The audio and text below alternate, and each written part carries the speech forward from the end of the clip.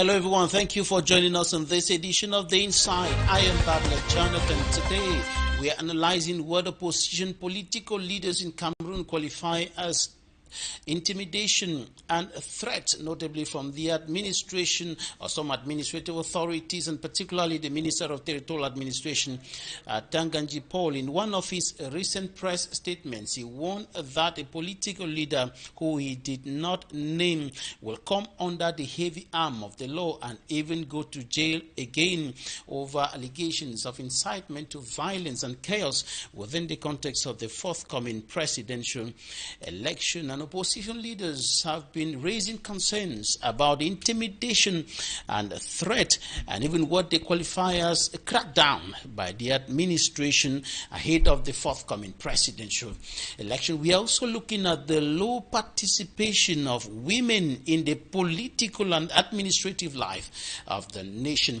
Very few of them are into politics or are participating actively in the political happenings in the country. Very few of them are registered on the electoral list compared to the number of men who are registered on the electoral list ahead of the presidential election that should be coming up by October this year. They are facing many challenges in the largely male-dominated political environment of the country. Meet our guest in some few seconds.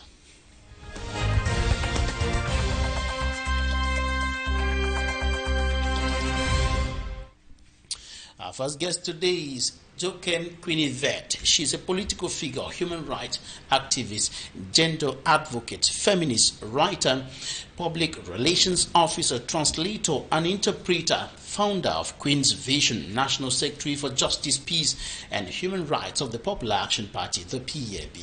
Welcome to the program. Thank you very much, Mr. Jonathan. I'm happy to be on your panel today. It's a pleasure and it's been long awaited. It's also a pleasure for us to receive you today. Thank you very much. Now, let's begin by having your comments, your perspective of what opposition leaders today in Cameroon qualify as threat and intimidation from the administration. Politicians in Cameroon have been facing threats of arrest, detentions, restrictions from comfortably organizing public rallies, which are most often than not considered as rallies to incite uprising. Politicians constantly face difficulties when it comes to raising funds to run political activities, which should be a normal activity in Cameroon, notably those of the opposition. Do you understand the reasons often advanced by the administrative authorities who always talk about public order, trying to ensure that things go on well without some kind of chaos, without violence, and they're often highlighting this. And in the last press statement of the Minister of Territorial Administration, he said a political leader who he did not name, but which we understand that he was talking about, Professor Maurice Kamto of the Cameroon Renaissance Movement, is carrying out what he considers as incitement to violence and chaos within the context of the presidential election. Do you understand these reasons often advanced by the administration to justify their actions against political leaders of the opposition, banning meetings, preventing them from carrying out some activities and so on? Okay, I will answer this question from the perspective of a communication expert, right? And a communicant when it comes to political questions in Cameroon. I would say that the administrators in Cameroon do have a point when they say they are trying to censor and to ensure that there is order in the country. It is very correct for them to advance these reasons. So the problem is not the reason why they do what they do. The problem is the mannerism in which they do the things they do. I'm talking about the comments of or the declarations of the Minister of Territorial Administration about sending back to jail a political leader. He did not mention the name, as you said, and many Cameroonians have their suspicions tilted towards Professor Maurice Kamto. I will not mention the name of the person on his behalf because he made a statement without mentioning the name. But again, I want to say that there is a serious problem when it comes to communication in Cameroon when it comes to the way state administrators address Cameroonians. When it comes to the mannerism with which even fellow politicians address themselves, there is just a big problem with that. And that is why they could say one thing which is correct, but they say it the wrong way, and then they instead incite a lot of vexation, a lot of questioning in the minds of the people. It is normal to call people to order if you think that they are doing things that are not constitutional or do not conform with the rules and regulations of the state. But it is very abnormal as an administrator, as a leader in a country. You know, for you to be a leader, you must have certain qualities. It is very abnormal for a leader, a person that is occupying a position of leadership, to go about his leadership in a way that comes across as if it is dictatorial, in a way that comes across as if he is trying to intimidate. We are in a very political atmosphere right now. Cameroon has always been a very vibrant country when it comes to politics, but the time in which we are is one that demands a lot of diligence, even with the way we say the things we say.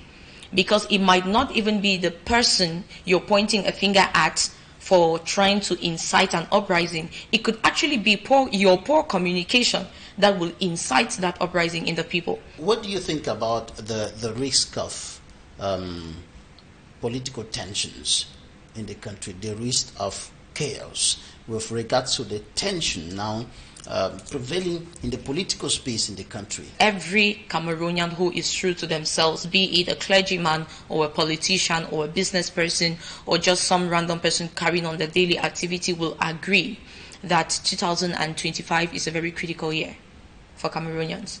And yes, I will agree as well that there is risk for political unrest, which we are already seeing when the Minister of Territorial Administration comes on the public space and threatens to send a certain politician back to jail.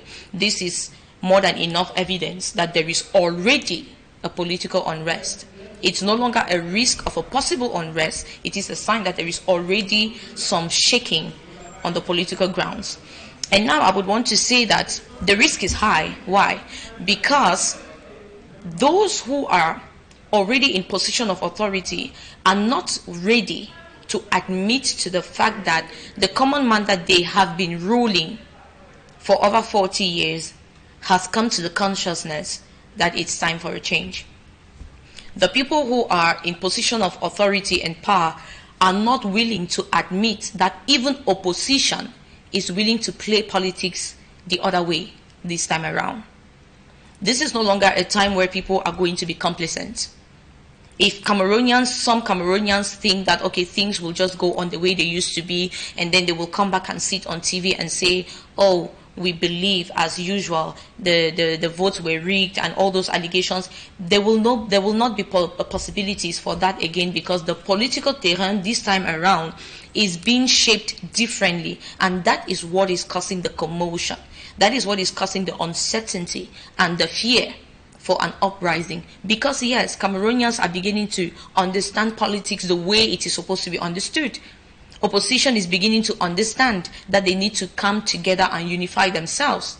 The ruling party is beginning to understand that the layman has come to the consciousness that it is time for a change. Do you believe in that change that everybody seems to be talking about? Do you believe in that change? In this political environment, in this political context in which the civilian seems to be doing everything possible to keep their hands on power, to keep the president of the republic, even though he has not yet declared that he's going to be a candidate, but we can see that almost everything is being done, and they are saying it that we want our champion to remain in power, to stand again for re-election. Okay. You want to know if I believe in the change? Yeah. I will tell you that I believe in the change, and I will even go as far as giving you reasons why I believe in the change. I believe in this change because I am one of the few female politicians in Cameroon who has always talked about a change. who has always encouraged people to act, to not just talk about change, but act towards change. And this mentality has pushed me to do a lot of the things that I have done right up until now. Secondly, talking about the fact that the CPDM is doing everything to keep the actual candidate, to maintain the candidate they have, who is the president, as the candidate for 2025. I want to say, first of all, that CPDM, in my opinion, they play in politics, but they do not have a proper understanding, right, of what the political game is really supposed to be like. And I will insist again that it's not about coming on media debate and shouting, and intimidating and all of that. It is okay for the CPDM to present another candidate. Let me tell you something. The reason why Cameroonians insist for a change is not because the actual president is from the CPDM party. The problem of Cameroonians is not the party. The problem Cameroonians have is the system of governance, which means that even if the next candidate should come from CPDM, and even if the next president should come from CPDM, if he doesn't adjust the system of governance of this country, there will still be a problem. And if that candidate should come from another party, and he doesn't understand that the problem of the Cameroonian people is not a party, it is a governance system, and he doesn't work towards ameliorating the governance system, there will still be a problem. So I believe in a change because, yes, that is why I am here. We are talking about state issues, and the reason why I want to talk about it is because I am hoping that someday we actually see the change. We concretize the change we've been talking and we've been working for. What has your party been doing in this perspective of change, pushing for the change this year in the forthcoming presidential election? What has the PAP been doing? The Popular Action Party, commonly called the PAP, has done a lot of work with regards to ensuring that we actually get the change we want to see in 2025. And I would give just one aspect: voters' registration. We've done a lot of work mobilizing people in the regions, northwest, southwest, center region, littoral. We've done massive registrations in collaboration with other structures, but the PAP has led the battle. Let me call it a battle, not really. So let me call it a battle. The battle for getting Cameroonians registered on the electoral list, and that is, to me, that is primordial. Voter apathy. Exactly. That is the primary factor that counts when you want to talk about a political change in a country. You don't change a country by just talking verbally. You change a country by casting your votes. And I would say that if I had to applaud right now, if we had to close it like, okay, everything is done, I would really cheer the PAP for the work they've done, sensitizing Cameroonians and even making them realize that the power to change is in their hands, making them realize that their voices count, and making them realize that their votes count and their vote will count if they vote and if they monitor. That's one thing the PAP has succeeded to do. You're giving your support to candidates or someone who has already declared his intentions to run for the presidency. Yes. Barrister Kirimuna. Yes. We have in the PAP, we have, and myself as an individual, I have, and I think most Cameroonians who are honest about the profile of who should be a president, who qualifies to be a president, Cameroonians who are honest and who are aware of what a proper political agenda should look like for a nation that is walking towards change. They all know that Barrister Akeremuna, happily a Cameroonian, is the presidential candidate that we should all be rooting for. Why do I say happily a Cameroonian? Because he is a man that has made many other nations proud, right? And he, in his anti-corruption fight, yes, in his fight for good governance. Exactly. I'm happy you're enumerating the anti-corruption fight, which has been a major cry in Cameroon. Corruption, year in, year out. People talk about corruption, good governance. People complain about bad governance in Cameroon. And today we are looking at a man who has made his records in and out of home when it comes to the fight for good governance. We're talking about a man that different heads of states look up to for counsel on how to manage their countries. That is the person that we are having the privilege to have as a candidate for 2025 elections. One of the reasons why I'm even very calm in my spirit when I talk about the success and the possibility for us to actually experience the change we are looking for. Listening to you now, one can easily conclude that Barrister Kerimuna is the square peg in the square hole. Exactly. He's the man of the hour. He is the horse of the race. He's the man of the hour. He's a square peg in the square hole. He's the right man for the tea. Whatever way we can present him, I would say he is just the perfect solution for the huge problems that we have.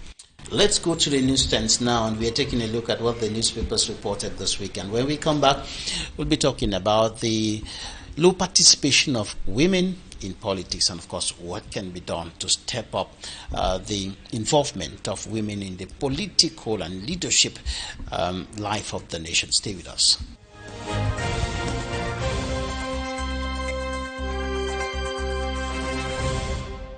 The Post reports that the nation is boiling over the brutal killing of 2 researchers in the far north region of Cameroon. The researchers and their guide were mistaken for Boko Haram terrorists and subjected to jungle justice to the point of death. The paper also highlights the extension of the detention of separatist leader Ayabacho in Norway. Concerning the assault on the Minister of Youth Affairs and Civic Education, Mununa Fotso, and the Cameroonian ambassador to Belgium, the reporter says that accusing fingers are pointing at the national president of the Cameroon Renaissance Movement, Professor Maurice Kamto, and BAS supporters in the diaspora.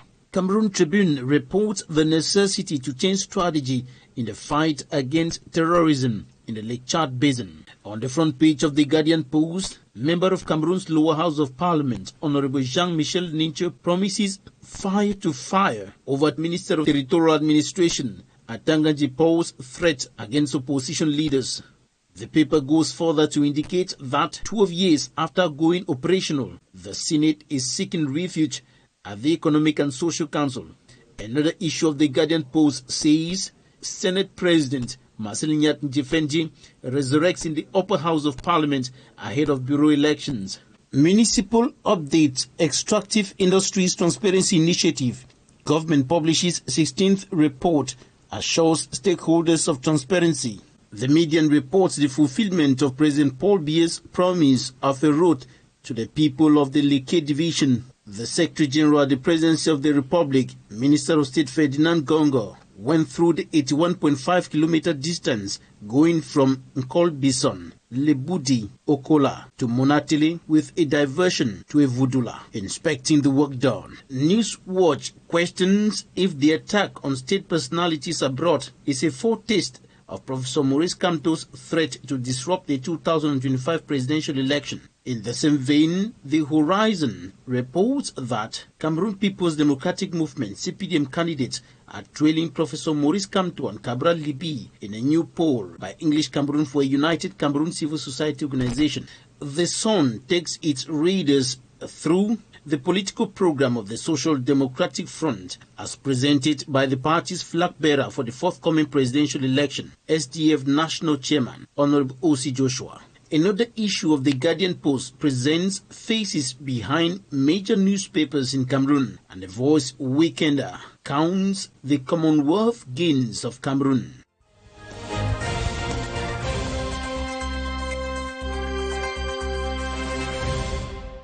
Thanks, ladies and gentlemen, for staying with us. We are still with our guest, JOKEM Quinivet, the Secretary, National Secretary for Justice and Peace, the National Secretary for Justice, Peace and Human Rights of the Popular Action Party. Now, before we go further to talk about the low participation of women in the political and governance mechanism of the country, I want to know, how did you get into politics? Okay, this is an interesting question that I get lots of times. People like, Queen, how did you find yourself in this male-dominated space? How did you find yourself in politics and all of that? And my easy answer is, when you are a person that is hungry to find solutions to problems, you find yourself in complicated spaces, complicated quote unquote. You find yourself in complicated spaces because most of the times the answers to those problems that you are facing are hidden in the thorns, right? You need to dig, you need to fight, you need to struggle, you need to put in effort. So I found myself in the political space sometime in 2018 when I took interest in civil society. That is when I launched Queen's Vision. I got first into the civil society space, and I see all the work that civil society actors are doing. A lot of work empowering women, a lot of work training here and there, all this work they are doing. And then I started looking at the challenges that civil society space is facing. And I came to the realization that all these challenges exist because the policies do not permit for the work to be done easier. And policies are decided by politicians. If I want to ameliorate the condition, the educational situation in Cameroon, those laws, bills, they are voted in parliament. And you would only be a politician to get there and to say, okay, in the educational sector, this is what the curriculum should look like. This is how the school should be structured. This and this and this and this. You only have to go through politics. If you do not play politics, politics is going to play you. So you better be on the safe side and start playing politics. So, talking about gender, I am interested and very, very passionate about ensuring that people's rights are respected regardless of if they are male or female.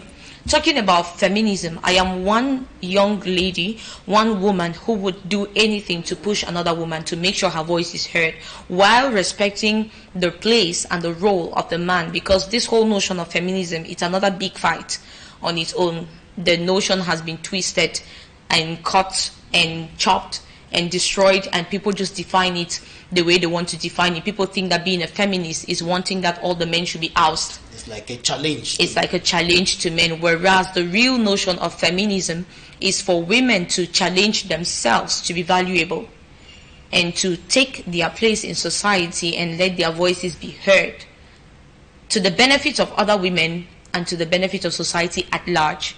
That is real feminism. It's not about assassinating all the men and eradicating them from planet Earth. In the political atmosphere like Cameroon's, you would agree with me that it takes some bile, some guts, to be able to sit on Equinoxe and say the Minister of Territorial Administration said what he said, but the problem is the approach he used. So what is giving JOKEM Quinivet that daring strength, that boldness, that courage to face, I want to say the wolves in quote, in the political space in Cameroon, and looking up to crack through, why not, to the highest point of leadership?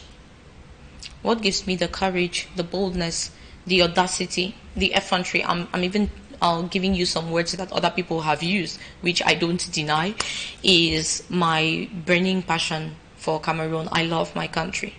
I love my country, and I would serve Cameroon in the most respectful way possible, as well as I can. I would do anything to serve my country. And this is how I see myself serving Cameroon.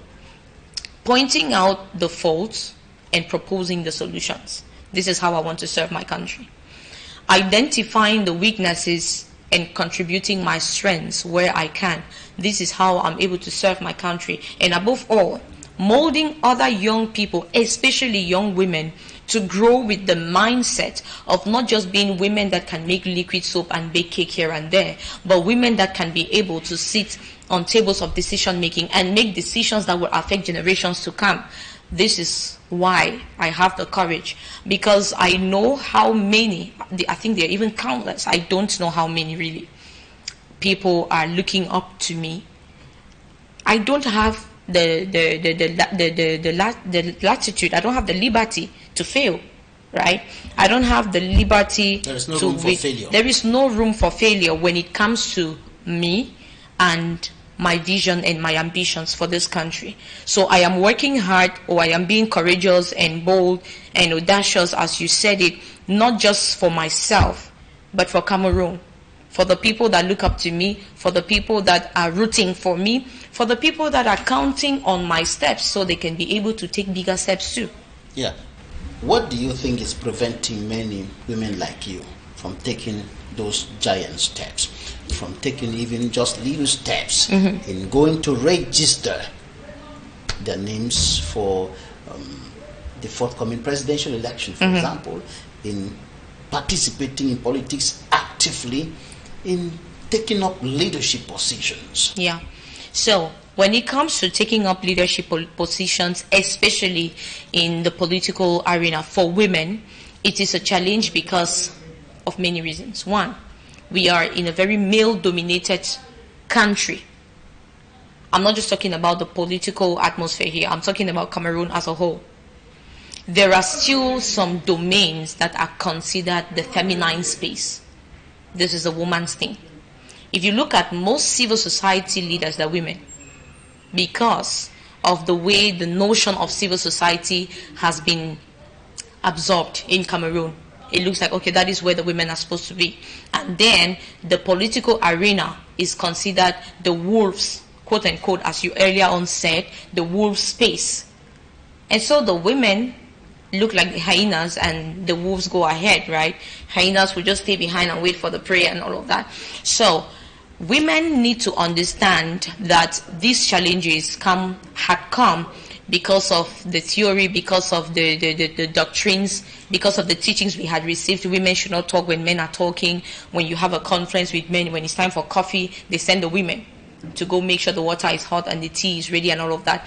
This is a time where that narrative has to change, because a woman's voice is valuable.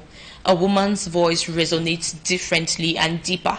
Women need to understand that women themselves are very mediocre. I want to keep the men aside now. Women themselves are very mediocre when it comes to taking responsibility, because they have been used to the comfort of just being at home. Shifting back. Yes, many of them are shifting back. Staying in their comfort zone. And I would tell you that it would take just few women to listen to the kind of threats that we heard from the Minister of Territorial Administration. It would take just few women to hear such a threat and still continue with their ambition. I bet you lots of them who listened to that media communication had to think twice if they really want to get involved. If they were even considering listening to that, they will have to think twice. So it would take some guts. And so I would take this opportunity to say to our men who are already leaders on the political space that do not look at women just as resting shoulders for the political game. Let them be the 9 shirts on the field. Let them learn and encourage the women to speak up and to speak bold and to speak right as well. Encourage them to think while you are doing your thinking processes in your think tank. Let the women be part of these processes. It's very important. And I'm glad we are going to be seeing that with the new republic we will be having. So train women to be leaders. Train women to be independent mentally. We need the training at every level.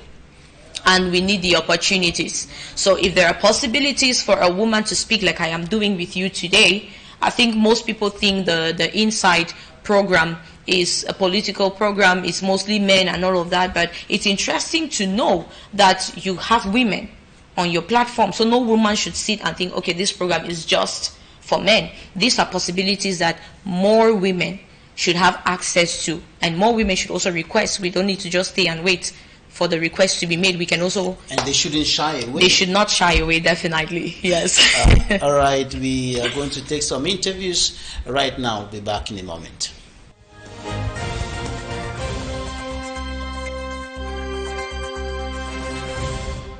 Despite the differences that seem to appear or occur amongst us, there are a lot of similarities. The things that we share together are stronger and more than those which something divide us. So we are coming here today to tell our listeners, both international and national, that we are the same people. We have a freedom to express the views that everybody has. But on the other hand, we also have common responsibility to work as a group to consolidate our efforts so far as what we are looking for, or that which brings us together, is more reasonable than our various ideologies. So this memorandum of understanding is just a summary of a lot of activities or issues that we intend to resolve. And we signed this to say, yes, we are ready. We acknowledge the fact that there is a problem that has been tearing us apart, and we must put our thoughts together if we want to at all achieve anything symbolic, both for our people, our nation. Federalists stand for non-violence. We have, for 8 years today, I would say, worked very hard to address the fact that whatever we are trying to achieve is impossible to achieve via a violence route. So Federalists stand for non-violence. Our brothers of the independentist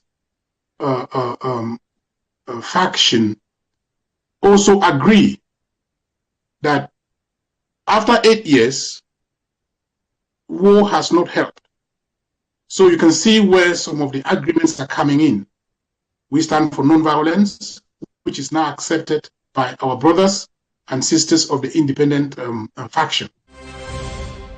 I'm here, Ferdinand, representing the Civil Society Caucus on behalf of Reverend Cham Godwill, the former CBC Cameroon Baptist Convention Executive President, who is the chair of the Civil Society Caucus.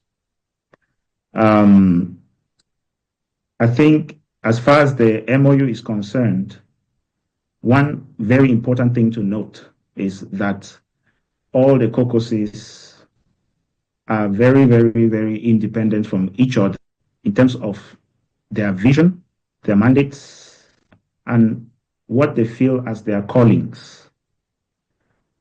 And as such, there must be things that unify us. And one key thing that unifies us is the very fact that we have a set of people who can be named, who can be pointed at, who can be recognized historically, politically, culturally, in a state of suffering, with dignities so robbed that everyone can actually attest to the fact. And this, according to the spirit of the caucuses, is a very solemn recognition. Another thing that really strikes as far as this MOU is concerned, specific from the Civil Society Caucus, is that the Civil Society Caucus is really there because we recognize the importance of conflict resolution. We advocate for, recognize the importance, and even the strategies that are brought together to achieve that conflict resolution are important to us. And so we joined the caucuses because we think this ideology of ideologies is very important. Because if you look at it critically, you realize that the conflict that morphed very fast into 2017 into armed conflict is really stirred by a serious clash of ideologies, a serious clash of opinions. So you cannot solve the conflict without looking across ideological lines. And so we're participating very strongly in this because if you do not attend to the ideologies related to what people's aspirations are, what people's challenges are, what people's needs are, you cannot respond effectively and hence restore the dignity that so much is needed at this point to be restored. So the civil society caucus really is focusing on the importance of restoring the dignity of our communities, making sure that there is impartiality as far as the views and voices of people in our communities are concerned, and that there is really a resolution of this conflict to give an opportunity for community development.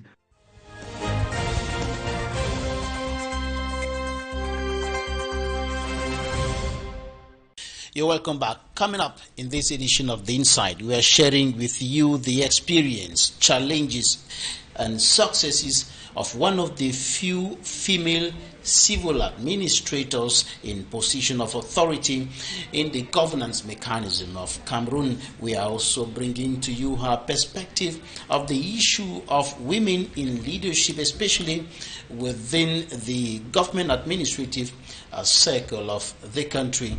And I had a conversation with Epolewane Verklin.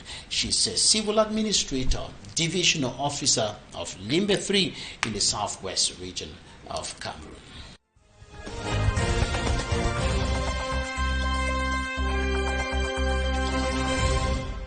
Epolewane Verklin, civil administrator, divisional officer of Limbe 3 in the southwest region of Cameroon. Thank you for accepting to talk to The Inside. Thank you, Jonathan.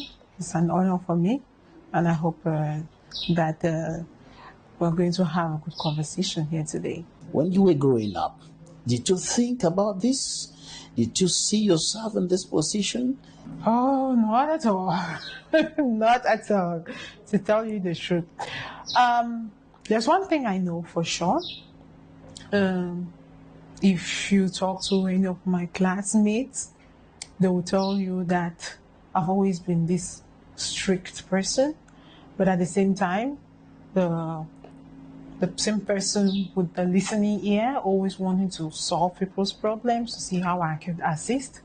So I knew that I would definitely be that kind of person who can, impact on people's lives is something that I love doing. And growing up, I've never loved really reading. I always preferred figures. I wanted to be an accountant, actually. My bachelor's degree is in accounting, and I had to register for my ACCA when my parents said, "Hey, look, go write ENAM." And then when I got to ENAM, then when we're writing ENAM, you don't choose your series from the beginning. It's after you've passed that you choose. So when we came back from the military training, when I was going to go and choose, my uncle gave me an orientation. I was going to go and choose treasury. Oh, like that's what was on my mind, in the same line with my accounting. And my uncle said, "Hey, look, don't go for treasury.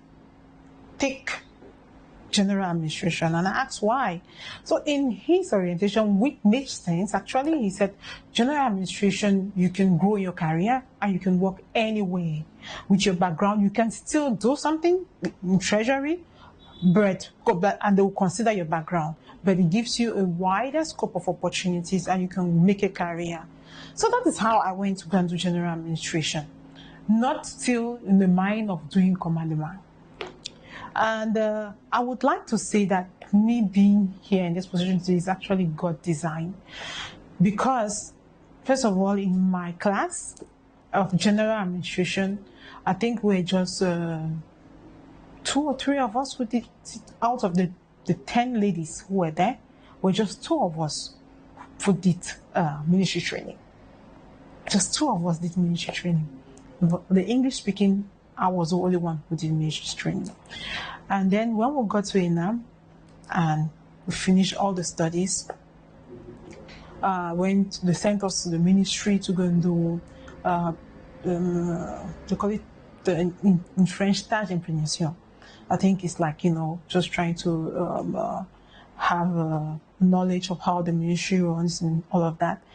And then I met a few people in the ministry who told me, hey, look, you have to do Command. You have everything that it takes. And unfortunately or sadly, most women run away from it. It's too much, too demanding and all of that. And me too, I started saying, no. And they say, hey, look, no. You must do it. We're not asking your opinion. You have the profile, you have the aura, you have everything that it takes, and you have to do it. I didn't take it seriously until when appointments came out, and bam, first assistant SU, Kumba. I was taken aback. All right, you're going to tell us more about that Yes. shortly.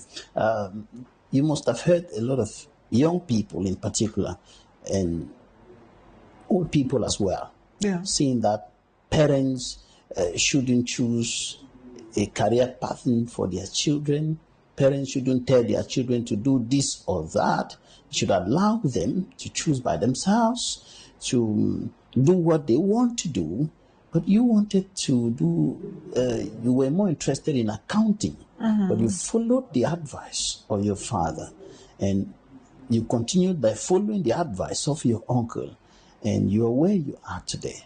What would you say about this idea of parents not necessarily imposing what their children, on their children, what they should do, what career path they should follow, but kind of orientating them, giving them direction, advising them on which direction to take or not? Well, you see, Jonathan, that word orientation, I love that word.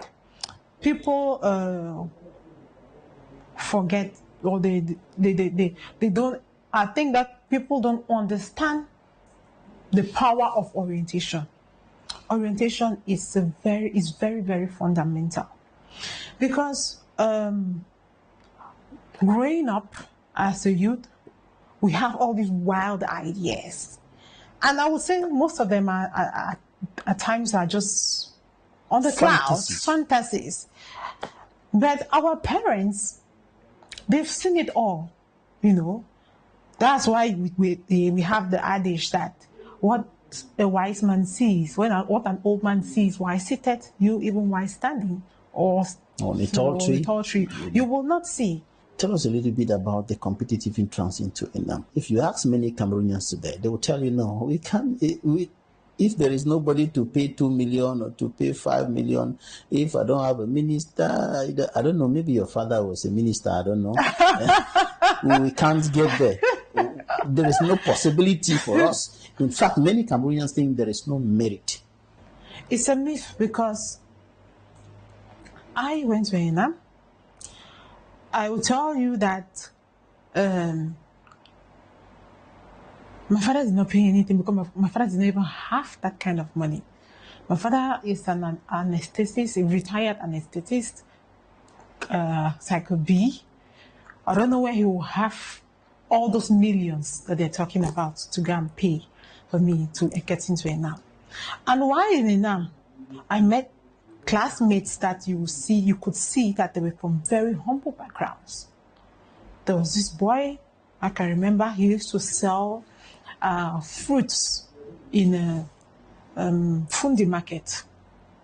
And he used to tell us stories, and he took us there and went and met these women, these buy and sell and women that he used to work with. And he wrote ENAM 7 times. 7 times. We have stories like that. It's persistence, you know. We have classes, preparation classes in ENAM that people attend, because it is rigorous. It's really rigorous. Like when you cannot imagine that they launch a concours that requires just like 500 people in all, and we have like 10,000, 20,000 people who register to write. So you can imagine how competitive it's highly competitive. It's highly. However, yes. There is still room for merit. There's still room for merit. Okay. Now, during your stay in ENAM, you said you went for military training. As a woman, was it easy for you? Military training was tough. And it was not tough only for me, it was tough for everybody. Because in the military training, to tell you the truth, Nobody, they don't distinguish between male and female. Yeah? Everybody does the same thing. If we are doing pumps, if we are doing 100 pumps, everybody does 100 pumps. Wow. If we are walking 20 kilometers, everybody walks 20 kilometers. Yes. You did all of that? Oh, yeah. Yeah. Were you rubbed in the mud? We saw some images. Of course. Oh, wrapped in the mud, you don't sleep. No sleep for over 2 weeks at all. No sleep. You're either singing, or you're in class, or you're working. Yeah, it's rigorous, but it's very important.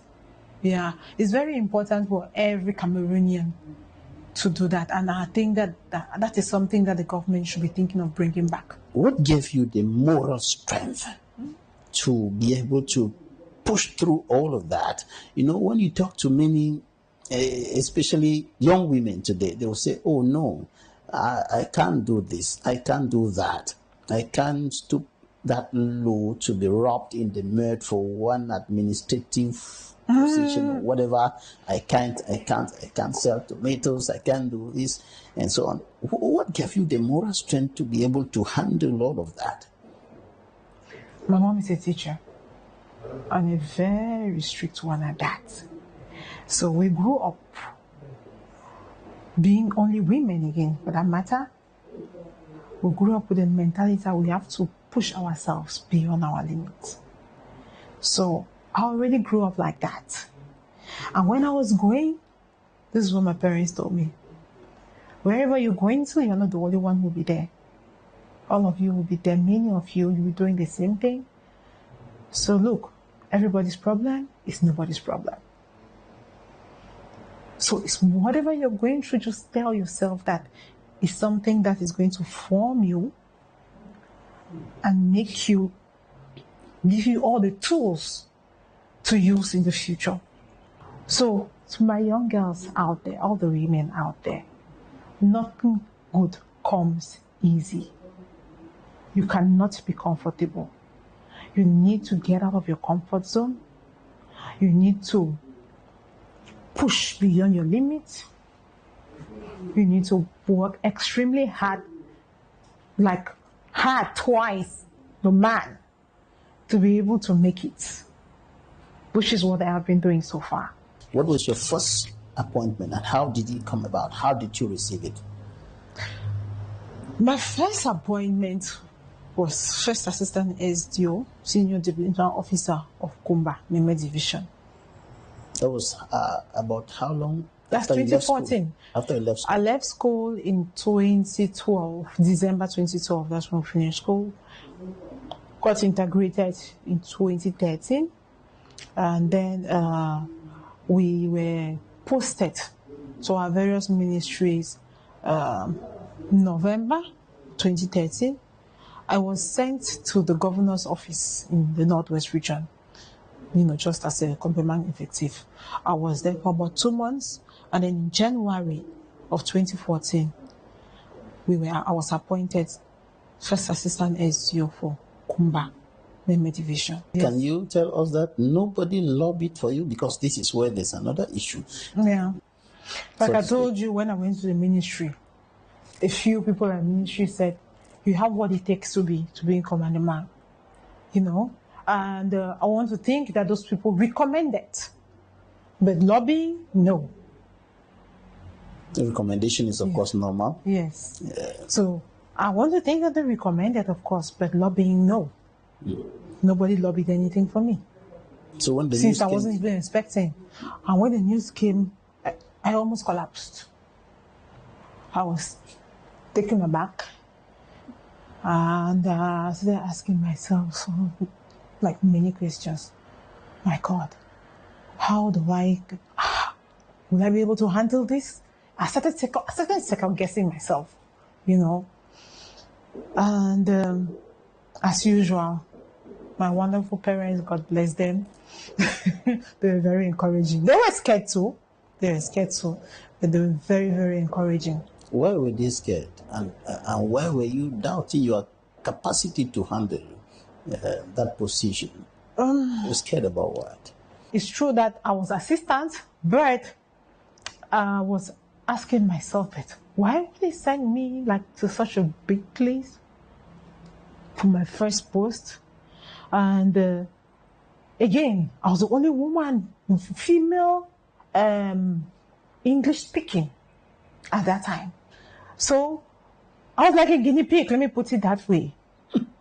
When you are a guinea pig, just that alone is enough to stress you. You know that it's like you have this beam light on you. You have no right to any error. How did you move from that position through the ladder to where you are today? Okay, so when I got to Kumba, I met this wonderful boss. My first boss ever made, so rest in peace, Kubu father, who received his daughter. He taught me like 80% of what I know today. He did a great job in grooming me into the administrator that I am today. 2016, the SU was sent to San Malima at October when the crisis just started. And he left me. I was interim SDO there from that October 2016 to March 2017. And he left me when I was in my last semester pregnancy, with the crisis that just begun. Yeah, it was really tough, the crisis and all of that. But the governor then was very helpful. From time to time, he would send the Secretary General to come and, supervise and assist in one or two things. But we were the ones on the ground and facing everything. And then in March of 2017, a new SU was appointed of 2017. Then November of 2017, I was sent to Ndian. And from then, November till April, so I was there just for 5 months. And I was sent now as DO, Divisional Officer at Kumba 3. That's in April of 2018. And I was there for 1 year and some months with the crisis, in the heart of the crisis. It was tough, still there, but God was faithful, and we did our job diligently, and that is why I want to think that the hierarchy decided to then send me to Limbe 3 as divisional officer in November of 2019. Since then, I've been here. Another issue in Cameroon is that we just believe that to move up the ladder, you have to do this or that.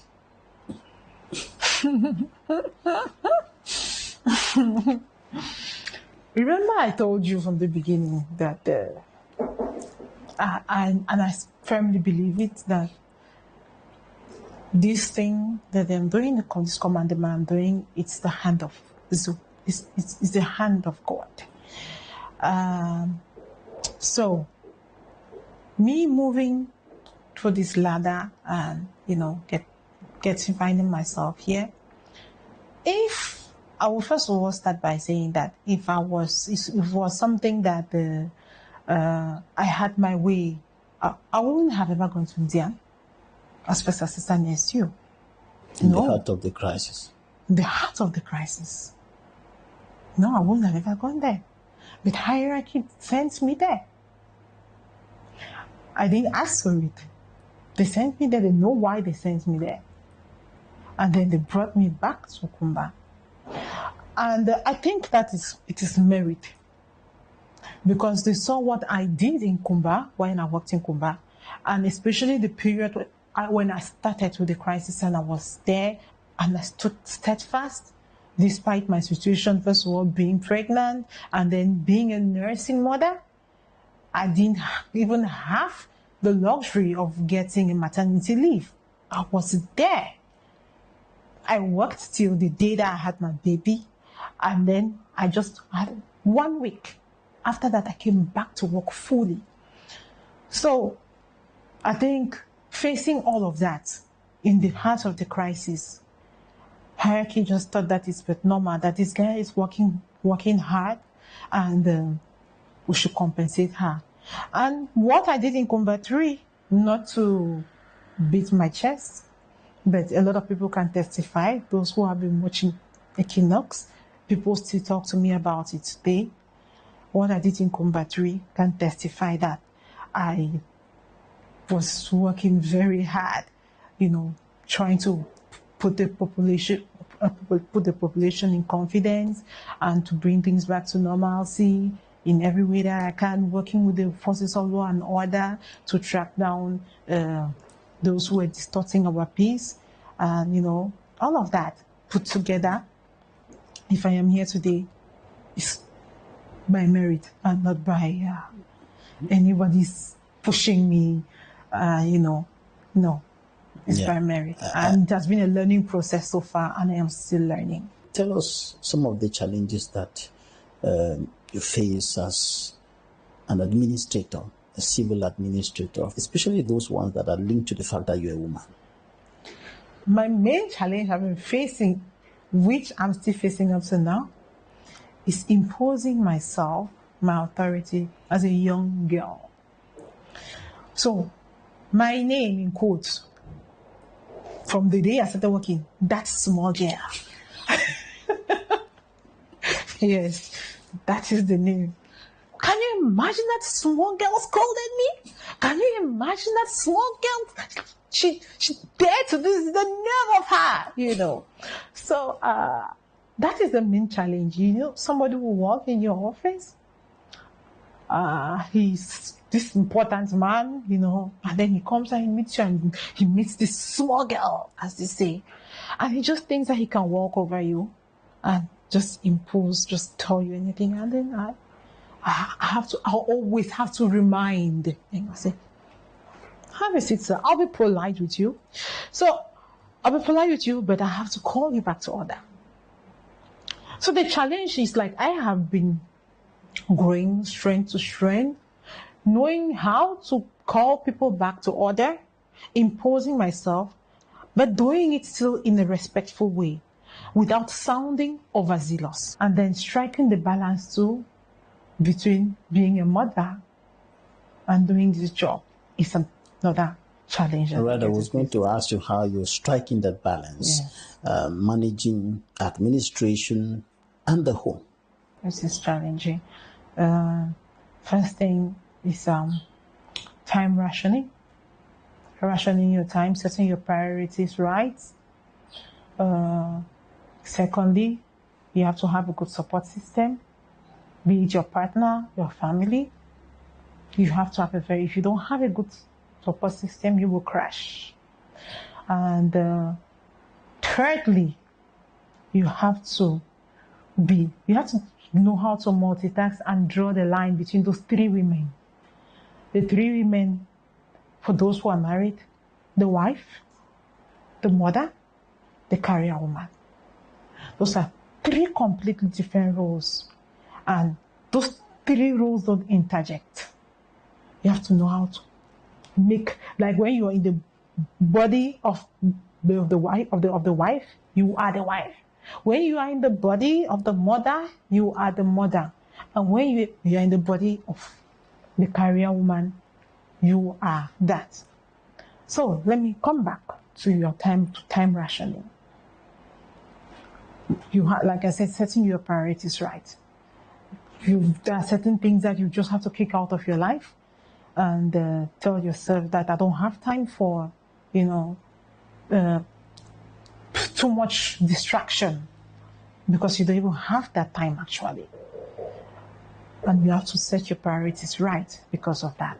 So you ration your time that, okay, hey, look, when I do my job, I'm in my job, and I make time for the kids, make time for my husband and stuff like that. And then the support system, you have to have a supportive partner who understands, because with our job, you don't have any rest time that, like, okay, this is time that you cannot be called up. That is why we have residencies, because we receive people at the residence anytime. So you are always on the job. Even for weekends, you don't have rights to weekend. If you want to travel out of town, During the weekend, you have to ask for permission. You can even be sleeping at night and exactly at 2 a.m. there is an incident, you need to and jump you're out called. of your... Yes, and you're called. Yes. So if you don't have a supportive partner, you would think you're going out to somewhere else. You know, I had that at the beginning. When they will call us like that, oh, there's a fire incident, my husband will follow me. Probably maybe he was thinking that I was just making it up. Or maybe he just wanted to be behind his wife, to support his wife. Oh, well, I thought so too. I follow, and the first 3 times, after some time, you know, he stopped coming. A good support system, be it your partner or your family. Your family has to be very supportive. Sometimes you will not be available. There's nobody to take care of the kids. You have to take them maybe to your mom to assist you. That, hey, I can keep my kids there. Or I can call my dad sometimes to please pick up my daughter from school because I'm out of town or in a meeting with my driver. My driver cannot go pick up, you know, all of that. If you don't have that good support system, it makes it even more difficult. Let us have your take, your perspective of the low representation of women in positions of leadership, positions of authority, in the governance mechanism of the country, and even in politics in general. We all know that this whole women in leadership positions it's not something that has been around for a very long time in Cameroon.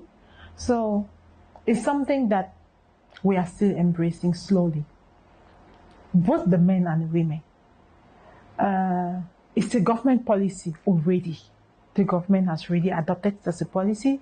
Proof is that in the parliament, we already have 30% of women in the parliament as of the last elections. And elections are coming up again. I want to think that the quota is going to increase.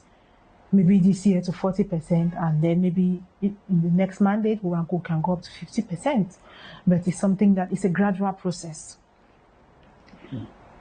The government has already put that machinery in place. Even the commandement right now, we have about 16 female deals out of 360, but it's still something. It's something that is still growing, with 1 senior divisional officer female. But first of all, I think most important of all, the government is doing its own part, but the women themselves generally are not very interested. As I told you in my class, all the women were not interested in doing commandement. All of them, they prefer to go to other ministries, you know, public contracts, finance, you know, where they would have the time to take care of their homes because the job is very demanding, you know. So women always prefer to take up those jobs that will give them a little bit of time to juggle with, take care of, be the mother and be that wife and all of that, which is understandable. But then again, to be a woman in position, you have to get out of your comfort zone. So for the women, first of all, need to show that interest. They need to get out of that comfort zone and show that interest to belong, to be part of the system and to hold these positions. We can see that even in the ongoing registration of potential voters, a very small percentage. There are not many women who have registered, as many as the men. So far, a very limited percentage of women have registered on the electoral list. What is keeping women away? Is it the patriarchal nature of our society? Is it the male influence? Or women don't just want to be on the fore? I think it's both, Jonathan. I think, first of all, it's the patriarchal nature of our society. So women have been groomed to know that it's the man that has to be on top. It's the man who has to, you know, make all the important decisions, and she just has to stay back there and wait to execute and just take care of the home.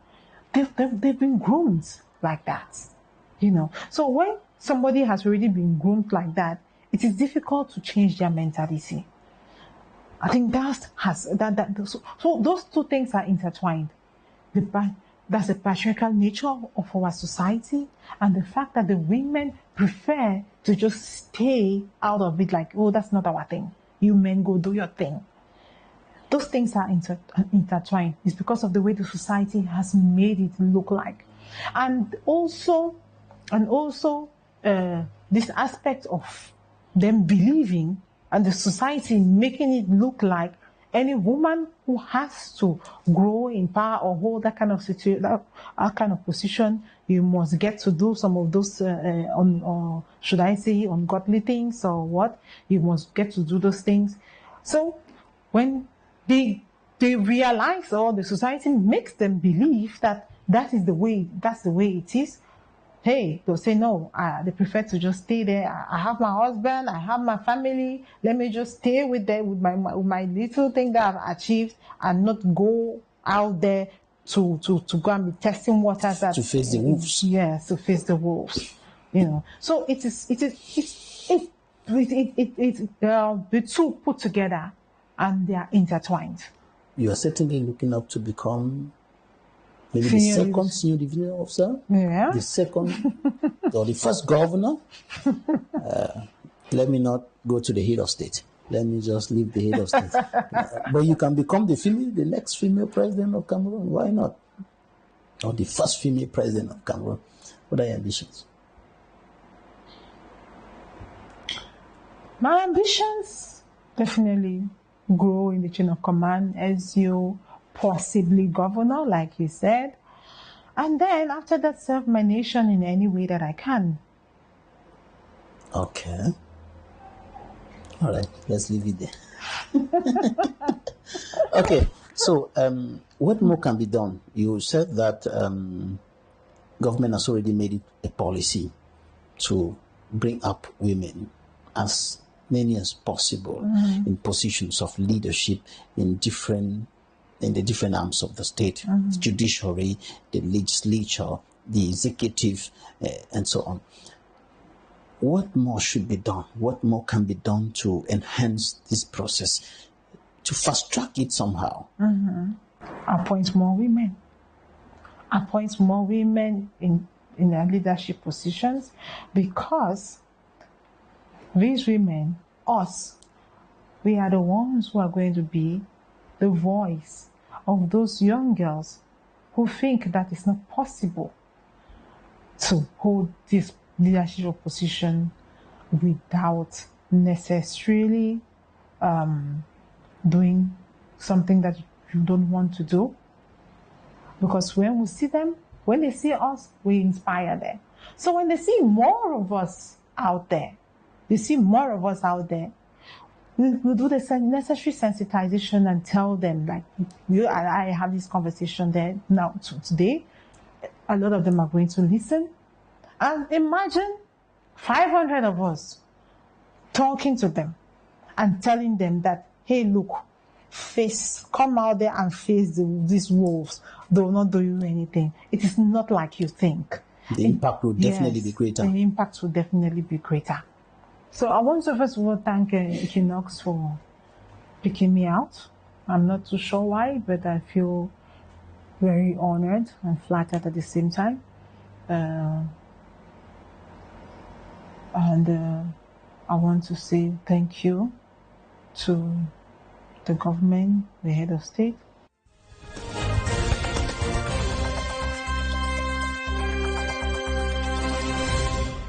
Thank you for staying with us. We are wrapping up this edition of the program. JOKEM Quinivet, political figure, human rights activist, gender advocate, feminist, writer, interpreter, translator, public relations officer. Wow. All of this. Mr. Jonathan, I have the impression that you did you're a journalist, it's normal. I have the impression that you did some digging on my life. All the things I have done, all the things I am doing. I'm happy to know that the work I do, it doesn't go unnoticed. I'm really happy to know that you were able to do all that digging and bring all of that. And you know, I'm highlighting this for a purpose because many of us young people, not only women, think that once you get a degree, once you get a training in one field and you're earning some money that can take you from your home to your work, that can put food on your table, that can buy medication, that can give you water, can give you a shelter, that's okay. It's true, many people do think that way, and it accounts for why some people get frustrated when what they thought should be their path is not bringing forth what they're expecting. They get frustrated. I would say to every woman, first of all, and to every young person out there, that all the things you've listed is a part of all the things I am doing. There's still lots of other things that I do. I'm a businesswoman, and I'm actually currently working as National Secretary, or as a Secretary General rather, for the Regional Bureau of the International Human Rights Commission Relief Fund Trust, which is in Dakar. So this is just to say that there are lots of things you can do. We have a lot of potential. We have a lot of things to render to our nation, right? First of all. And learn all you can while you can, because you just would not know when it's going to serve you. Have you ever thought of becoming the first female president of Cameroon? No, I would say, unfortunately, no. I've never thought of being the first female president of Cameroon. I mean, it's something that even if I am offered, I would think a lot about it. Why? Because I am looking at a bigger picture where I could be an advisor to whoever will be president of this country, right? People want to be president, which is perfect, but that is not what I am looking at. I would rather say that if you're telling me about being an ambassador of Cameroon to one country here and there, where I can brand Cameroon, that is what I'll be interested in. If you're talking to me about being an advisor, being at a place where I want to assist in the thinking process and not just the person that executes, that is where I could be more useful. Thank you, ladies and gentlemen, for staying with us. That's it for today's edition of the program. You can follow us on our social media handles on Facebook and YouTube. You can also follow the rebroadcast of the program on Friday at 5 p.m. God bless Cameroon.